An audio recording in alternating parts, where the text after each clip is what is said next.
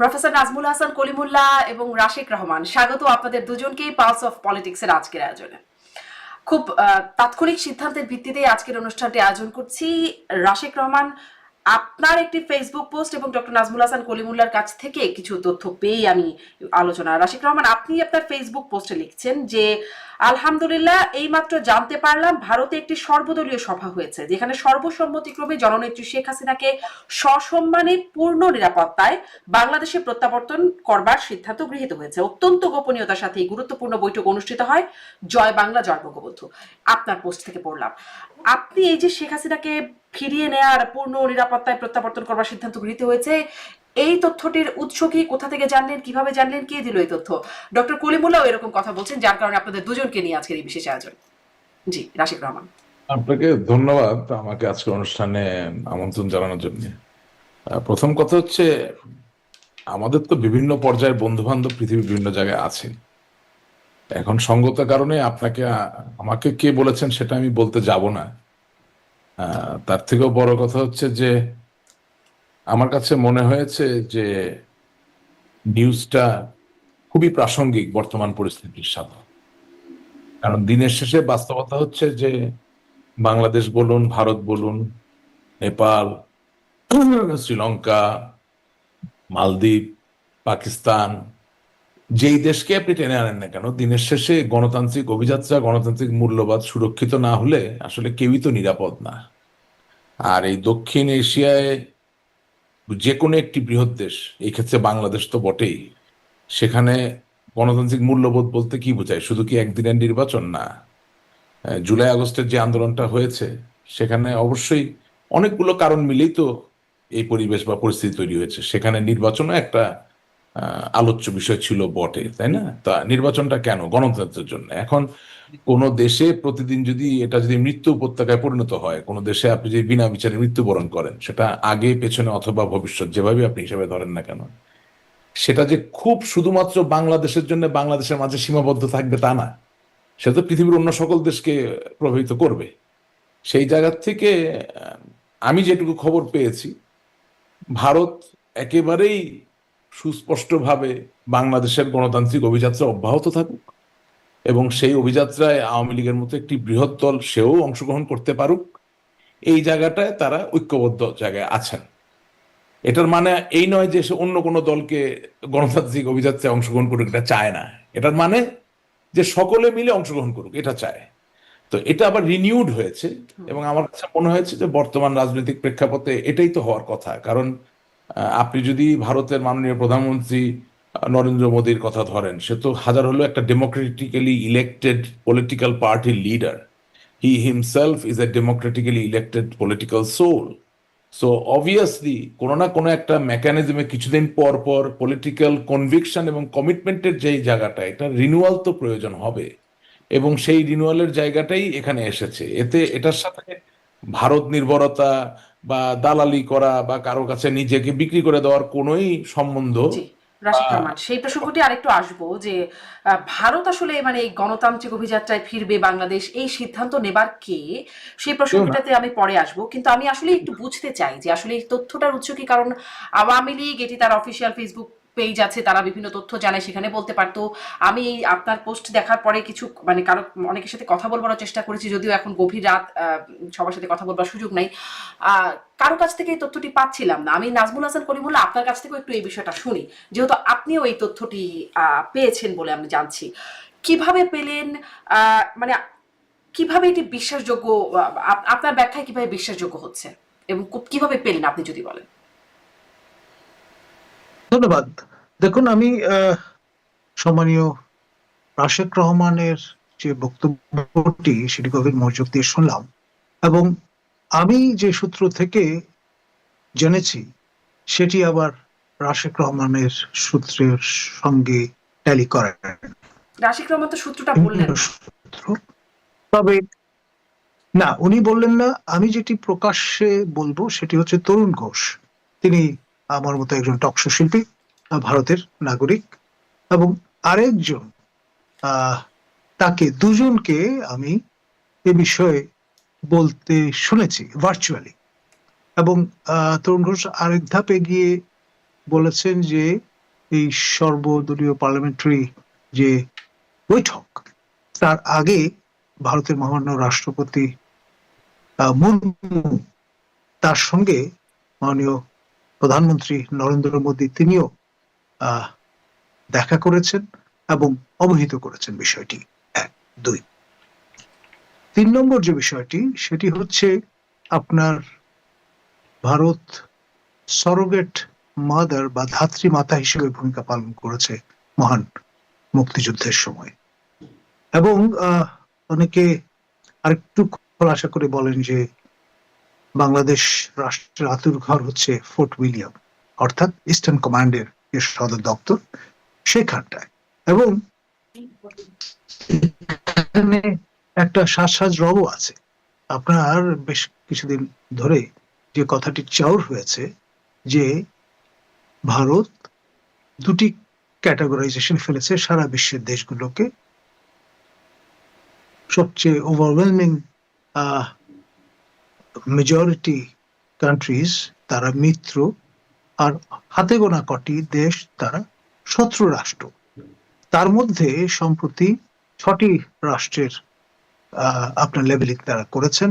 তার মধ্যে 5ম স্থানে আছে বাংলাদেশ শত্রু রাষ্ট্র হিসেবে। খেয়াল করেন, এটি খুবই গুরুত্বপূর্ণ একটা, আমি মনে করি, ডিজুরো বেসিস যে আপনার 71-এ মুক্তিযুদ্ধের সময়ও ইন্দিরা সরকার প্রায় 1 বছর ধরে নানান রকম প্রিপারেটরি গ্রাউন্ড তৈরি করেছে, এবং 6 ডিসেম্বর যে যুদ্ধ ঘোষণার ব্যাপারটি ঘটেছিল সেটারও একটা পরতে পরতে প্রিপারেশন ছিল। নভেম্বর থেকেই যশোর সেক্টরে ভারতীয় আপনার ট্যাঙ্ক প্রবেশ করেছিল বলে পাকিস্তানিরা দাবি করছিল। এখন তার একেবারে উড়িয়ে দেওয়া যায় না। ইনফরমালি প্রবেশের পরে যখন পাকিস্তান বিমান হামলা করে বসলো ভারতে, সম্ভবত 3রা ডিসেম্বর, তারপর ভারতের আর কোনো উপায় ছিল না যুদ্ধ ঘোষণা না করে, কারণ that was A unilateral aggression, aggressive posture, যেটি সম্প্রতি আমরা দেখেছি ইসরায়েল ইউনিল্যাটারালি অ্যাকশনে গেছে এগেইনস্ট আইরান, সেরকম একটা বিষয়। তো যাই হোক, ইতিহাসের অংশ।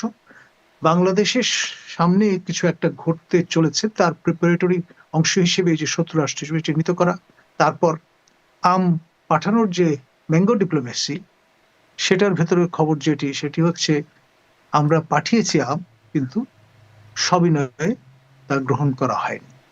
শেষ পর্যন্ত দূতাবাসের আমাদের লোকজনই বা তার পরিবার পরিজন সেটা কনজিউম করেছেন। জি জি, কিন্তু আরেকটি এই যে বিষয়, মানে সেটি হচ্ছে সর্বদলীয় বৈঠকে যে আপনার সিদ্ধান্ত হয়েছে বলে বলছেন ডক্টর কলিমুল্লাহ, মানে ভারতের মিডিয়া, তরুণ ঘোষের বরাত আপনি দিচ্ছেন, কিন্তু ভারতের মিডিয়াতে তো আমি অনেকগুলো পত্রিকা মানে মেইন স্ট্রিম দেখবার চেষ্টা করলাম, তারা অপারেশন সিন্দুর নিয়ে কথা বলছেন, ট্রাম্পের পলিসি নিয়ে কথা বলছেন, কিন্তু বাংলাদেশের প্রধানমন্ত্রীকে বাংলাদেশে প্রত্যাবর্তনের বিষয়ে কিছু কথা হয়েছে, সেখানে তো এটি আসছে না। মানে ভারতের মিডিয়াতে আবার অনেক রকম মিডিয়াতে কথাবার্তা হয়, অনেক গুজব হয় ভারতে। এটি গুজব না, আপনারা কিভাবে নিশ্চিত হচ্ছেন? কারণ আওয়ামী লীগ তো এটি দাবি করছে না কোথাও। শুনেন, করবার কথা নয়। আমি রাশেদ রহমান বোধহয় কিছু বলতে চেয়েছিলেন, আপনারটুকু শুনে নিয়ে একই প্রশ্ন রাশেদ রহমানকেও করবো, আপনার কাছ থেকে একটু শুনে নিই একটু। ঠিক আছে। আমি যেটি বলবো সেটি হচ্ছে এটিও শোনা গেছে যে সপ্তাহখানেক আগে মাননীয় ভারতের প্রধানমন্ত্রী নরেন্দ্র মোদী শিলগুড়ি নেক, যেটাকে চিকেন নেক বলি আমরা, সেই জায়গায় তার পদচিহ্ন এঁকে গেছেন, ঘুরে গেছেন, পার্সোনাল টাচ দিয়ে গেছেন। সেটাও খুব সাজেস্টিভ। এখন আপনার কতগুলো অপশন আছে, তার মধ্যে একটি হচ্ছে সার্জিক্যাল স্ট্রাইক, আরেকটি হচ্ছে আপনার ড্রোন হামলার মতো কিছু বিষয়, আরেকটি হচ্ছে একেবারে সরাসরি আপনার বেলিজারেন্ট একটা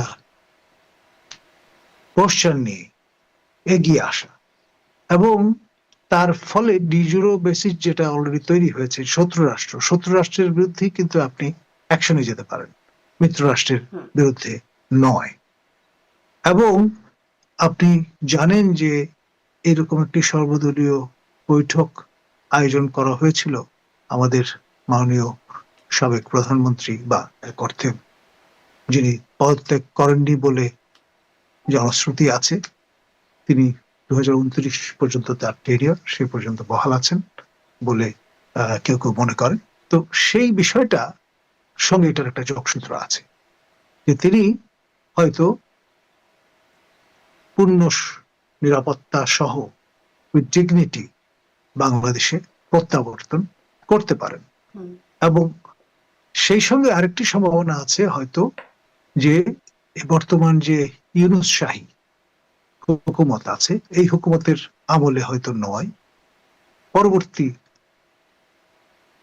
আরেকটি হুকুমত যেটি আপনি আরো আলোচনার জারি জায়গা হতে তৈরি চলেছে, করছেন যে ইউনূস হুকুমতের আমলে নয়, পরবর্তী আরো কিছু হবার এবং একটা জায়গা আপনি দেখতে পরবর্তীটা পাচ্ছেন কিন্তু হয়তোবা আগামী মাসে, আগামী মাসে। আমি আপনার কাছে গুরুত্বপূর্ণ কথা বলেছেন, আমি আসবো আপনার কাছে যে ইউনূস হুকুমতের পরে আগামী মাসে হয়তোবা নতুন হুকুমত আসবে, সেটা নিয়ে কথা জানতে চাইবো। রাশেক রহমান, এই আপনার কাছে ওই একই প্রশ্ন, আপনি তথ্যটা ডক্টর কলিমুল্লাহ যেমন একজনের বরাত দিয়ে বলছেন বা কিছু বরাত দিচ্ছেন, আপনি কোনো তথ্য সূত্র বলছেন না, কিন্তু আপনার কাছে আপনার দল বলছে না, মানে দলের অফিসিয়াল বলার জায়গা আছে, দলের মুখপাত্র হিসেবে দাবি করে কেউ বলছে না, ভারতের কোনো গণমাধ্যম বলছে না, আপনি আসলে কেন বলছেন? মানে দল থেকে কোনো দায়িত্বপ্রাপ্ত হয়েছেন আপনি এটা বলবার জন্য?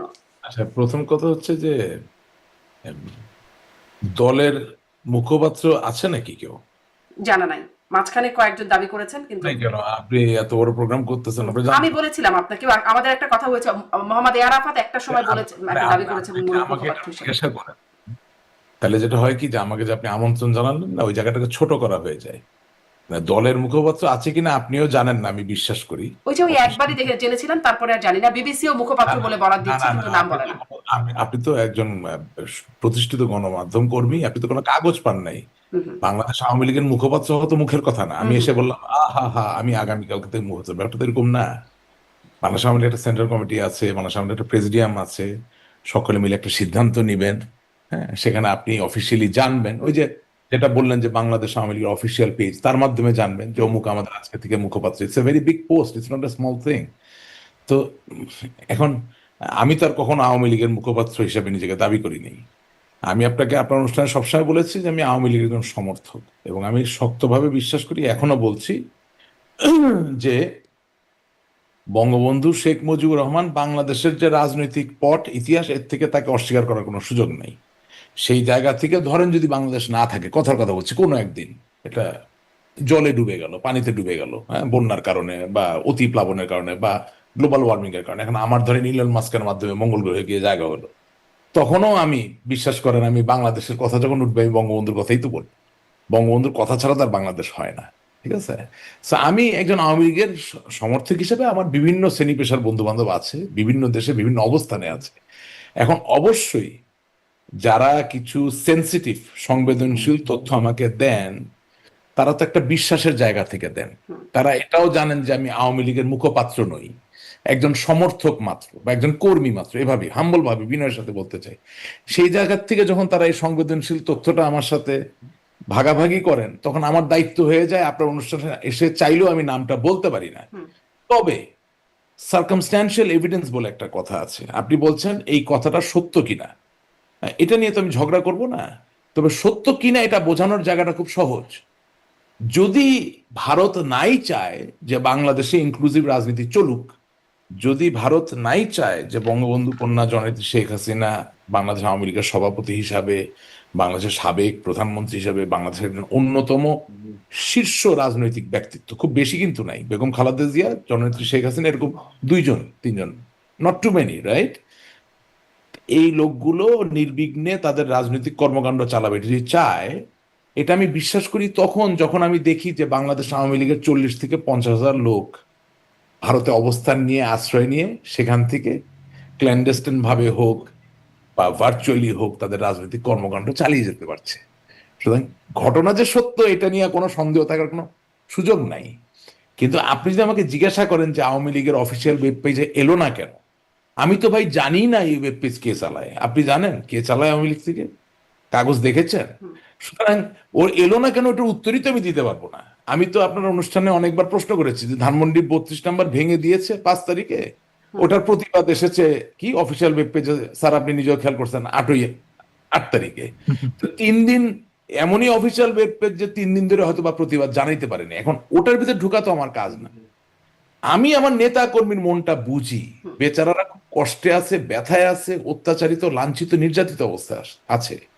সেই অবস্থায় আমার কোনো একজন বন্ধু যাকে আমি মূল্য দিই, যাকে আমি বিশ্বাস করি, তিনি হয়তো বা আমার স্কুলে পড়া বন্ধু নন, আমার রাজনৈতিক ক্যারিয়ারের মাঝেই তার সাথে আমার বন্ধুত্ব হয়েছে। সে যদি স্বতঃপ্রণোদিত ভাবে আমাকে বলে যে এরকম একটা সিদ্ধান্ত হয়েছে বা আমরা তোমাদের পাশে তার আছি, মানে আপনি বিশ্বাসযোগ্য কোনো বন্ধুর সূত্রে আপনি বলছেন যে বিশ্বাসযোগ্য কোনো বন্ধুর সূত্রে পাচ্ছেন। আমার এই প্রশ্নটা একটু শুনে তারপর আপনি যোগ করে বলেন। প্রশ্নটা হচ্ছে এই যে তাহলে আপনি বলছেন যে এটা সংবেদনশীল তথ্য, আপনি এটি প্রকাশ কেন করছেন? না, আমি প্রকাশ কেন করছি বলছি, এটা একটা মজার ব্যাপার। আপনি আবার হ্যাঁ, এটা ওটার জন্য একটা স্পেস দিতে হবে, বলতেছি। তো যেটা হচ্ছে যে কোনো একদিন নিশ্চয়ই এই বন্ধুর কথা তো আমি বলতে পারবো, এখন তো বলবো না। বললে তো যেটা প্রাসঙ্গিক তথ্য সেটা আমি আর ভবিষ্যতে পাবো না। ওনারও আসলে আমাকে যে তথ্য দেওয়ার কথা তা না, আমি অকপটে স্বীকার করছি I am acting like a whistle blower. কিন্তু আল্লাহ তাআলা আমাকে রক্ষা করুন, কারণ মাঝে মাঝে হুইসেল ব্লোয়ার তো হতে হয়, আমার দলটার জন্যই তো হতে হবে। আমি তো এই দলটাকে ভালোবাসি। আওয়ামী লীগ নিশ্চিহ্ন হয়ে যাবে, বাংলাদেশের স্বাধীনতার সাথে সম্পর্কিত কোনো দল বাংলাদেশের রাজনীতি করতে পারবে না, এটা তো আর মানতে পারছি না। আপনি যত যা কিছুই বলেন, বা দিনে দুপুরে আপনি নিয়ে রশি দিয়ে ঝুলে রাখবেন, গুলি করে মারবেন, হ্যাঁ, এটা তো আসলে হচ্ছে না, এটা তো মেনে নেওয়া যাচ্ছে না। আপনি 7 জন বীর শ্রেষ্ঠর মূর্তি ভেঙে ফেলতেছেন, আপনি বঙ্গবন্ধুর ভাস্কর্য ভেঙে ফেলতেছেন, আপনি জাতীয় 4 নেতার নাম মুছে ফেলতেছেন। এটা তো রাশেক রহমান মেনে নিতে পারছে না। হ্যাঁ, আমি নিরুপায়, আমি দুর্বল, ঠিক আছে, আমি শারীরিকভাবে প্রতিবাদ করতে পারছি না, কিন্তু মানসিক জায়গা থেকে কি আমার প্রতিবাদ করার কোনো সুযোগ নাই? বা আমি আপনার অনুষ্ঠানটাকে ব্যবহার করে কি আমার মৌখিক যে প্রতিরোধ সেই জায়গাটাকে আমি জারি করতে পারি না? আমি সেটাই করছি। এখন আপনি যেটা বললেন যে আমি কেন গোপন রাখছি না, আমার জন্য তো খবরটা গোপন না, আমাকে তো কেউ গোপনীয়তার শপথ পড়ায় নাই। আপনি আপনি এক গ্রাম থেকে আরেক গ্রামে গেছেন কোন একটা বিয়ের সম্বন্ধ ঠিক করার জন্য। বিয়ের সম্বন্ধের আলাপটা গোপনে হয়েছে, বিয়ের অনুষ্ঠান তো তার গোপনে হবে না।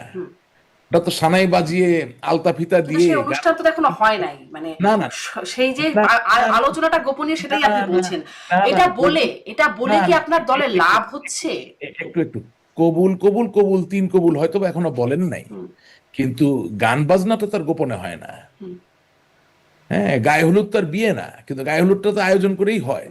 এখন আপনি বলতে পারেন যে রাশেক রহমান আপনার কেন এত আনন্দ লাগলো না? আমার আনন্দ লাগে না, কিন্তু আমি আশান্বিত হয়েছি। কেন আশান্বিত হয়েছি? দিনের শেষে বাস্তবতা কি, যে আওয়ামী লীগের যেই নেতা বা কর্মী দুর্নীতি করেছেন, উনি যেমন ভারতে গিয়ে অবস্থান নিয়েছেন, যেই নেতা বা কর্মী কোনোদিনও দুর্নীতি করেন নাই, কোনোদিনও বঙ্গবন্ধুর সাথে প্রতারণা করেন নাই, কোনোদিনও শেখ হাসিনার সাথে প্রতারণা করেন নাই, কোনোদিনই বাংলাদেশের কোনো মানুষের সাথে প্রতারণা করেন নাই, তাকেও বাধ্য হয়ে ওই ভারতে গিয়ে আশ্রয় নিতে হয়েছে। সুতরাং উনি তো আর অত অ্যাক্সেস পাচ্ছেন না আমার মতো, বা doctor Kalimullah, he has lot of connectivity for many years, সব তো আর আলাপ করা যাবে না। তো the information that we get, আমি এর ভিতরে পকেটের ভিতরে রেখে দিতে পারি, but I feel love and extreme dedication to the people who believe in the real history of Bangladesh. It is as simple as that. এটার সাথে ক্ষমতা গ্রহণ করা, ক্ষমতা দখল করা, মন্ত্রী হওয়া, এমপি হওয়ার কোনো মানে সম্পর্কতা এটাতে নেই। আপনি আশান্বিত হবার মতো খবর বলে শেয়ার করছেন, কিন্তু আমার প্রশ্ন হচ্ছে না যে না, আপনি ভারত, তো কেন বলতে দেন, কেন? না আমিও প্রশ্নটাও করতে দেন। প্রশ্নটা হচ্ছে ভারত চাওয়ার কে, যে শেখ হাসিনা বাংলাদেশে ফিরবেন, রাজনীতি করবেন, এটি ভারত চাওয়ার কে 1, এবং 2, এই তথ্যের মাধ্যমে কি প্রমাণিত হচ্ছে? বাংলাদেশে আওয়ামী লীগ তার নিজ যোগ্যতায় ফিরতে পারে না, ভারত সর্বদলীয় সিদ্ধান্ত নিয়ে ফিরিয়ে দেবে। হ্যাঁ, এটাই ব্যাপার, যে বাংলাদেশে যে কোনো সময় যে কোনো নিউজ যখন রিলিজ হয়, যখন ফ্ল্যাশ হয়, তখন এটা আপনার কাজ, এটা আমি অ্যাপ্রিসিয়েট করি। এই যে আপনি তির্যকভাবে জিনিসটাকে দেখলেন, ব্যাপারটা আসলে ওরকম না। হ্যাঁ, প্রথম কথা হচ্ছে ভারত এখানে শেখ হাসিনাকে ফিরিয়ে দেওয়ার কোনো সিদ্ধান্তই নেয় নাই। You are misreading the line. ভারতের কথাটা তো খুব সহজ। আমি আপনার বাসায় গেলাম, আমি আপনার অতিথি, হ্যাঁ, এখন আপনার দরজার বাড়ি থেকে একজন বলতেছে রাশেক রহমানকে আপা তুলে দেন, ওটা পিটায় আজকে সোজা করে ফেলবো। You tell me as a host, what will you do? You will pick up the phone and you will call 911, পুলিশকে কল করবেন, করে বলবেন যে দেখেন রাশেক রহমান দোষী কি দোষী না আমি জানি না, কিন্তু তিনি আমার বাসায় অতিথি, সুতরাং এই বাসা থেকে বের হওয়ার পরে আমার বাসার সামনে রক্তপাত হবে, খুনাখুনি হবে, এটা আমি যেমন দেখতে চাই না, আমার ছেলে মেয়েও দেখতে চায় না, আমার পাড়া প্রতিবেশীরাও দেখতে চায় না। সুতরাং আপনি পুলিশ, আপনার কাছে আমার অতিথিকে তুলে দিলাম, ওনাকে